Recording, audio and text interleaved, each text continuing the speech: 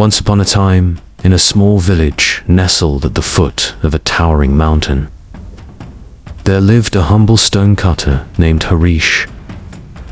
Day in and day out, Harish worked tirelessly, chiseling away at giant boulders under the hot sun. Though his work was backbreaking, Paresh took pride in it, knowing that the stones he shaped would build strong homes and temples. However, as the years passed, Harish began to feel discontented. He noticed that despite his hard work, he remained poor and unrecognized. One day, as he was hammering away at a particularly stubborn rock, he heard the sound of trumpets and drums. Looking up, he saw a grand procession passing by. It was the king, adorned in fine silks, surrounded by his loyal guards and a cheering crowd. Harish paused and thought, how powerful the king must be. He commands respect, wealth, and comfort. If only I could be as powerful as the king. To his surprise, a mysterious voice echoed through the air, saying, "Your wish is granted." And just like that, Harish found himself transformed into a mighty king. He now wore royal robes and sat on a grand throne, with servants attending to his every need. He felt powerful, indeed, and enjoyed his new life. But one day, as he was surveying his kingdom, the sun blazed fiercely in the sky. Its heat was so intense that Harish felt weak and uncomfortable, even in his royal attire. He realized that despite his power, the sun was mightier than he was. He gazed up at the burning orb and thought, if only I could be the sun, the most powerful force in the world.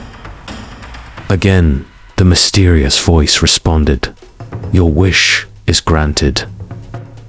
Harish was now the sun, shining brightly over the entire earth. He felt invincible, scorching everything beneath him with his heat. But soon, a dark cloud floated by, blocking his rays and cooling the land below.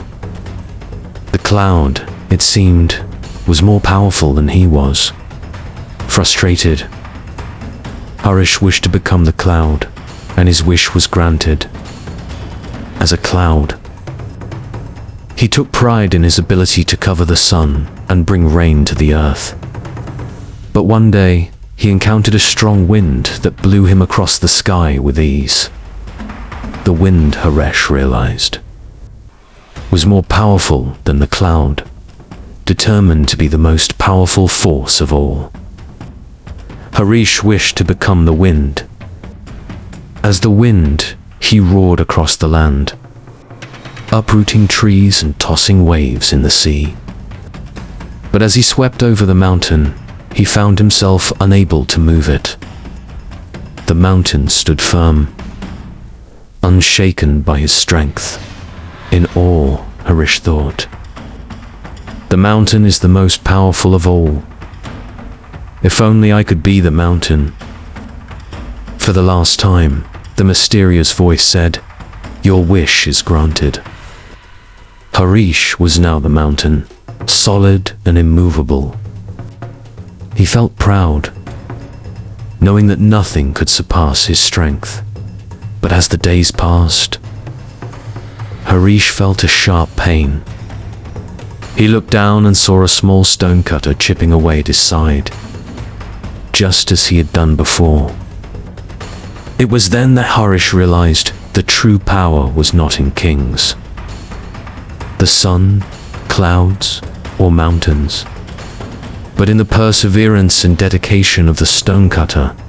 He whispered, "I wish to be myself again," and in an instant, Harish was back to his old self, holding his chisel and hammer.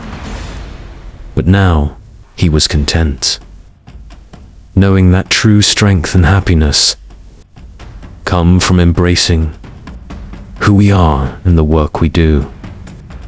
No matter how humble it may seem, Harish returned to his work with renewed vigor, appreciating every stroke of his hammer and every stone he shaped. And though he was just a stonecutter, he knew that he was, in his own way, the most powerful of all. Moral colon, true power lies not in changing who we are, but in recognizing and embracing our unique strengths and contributions to the world.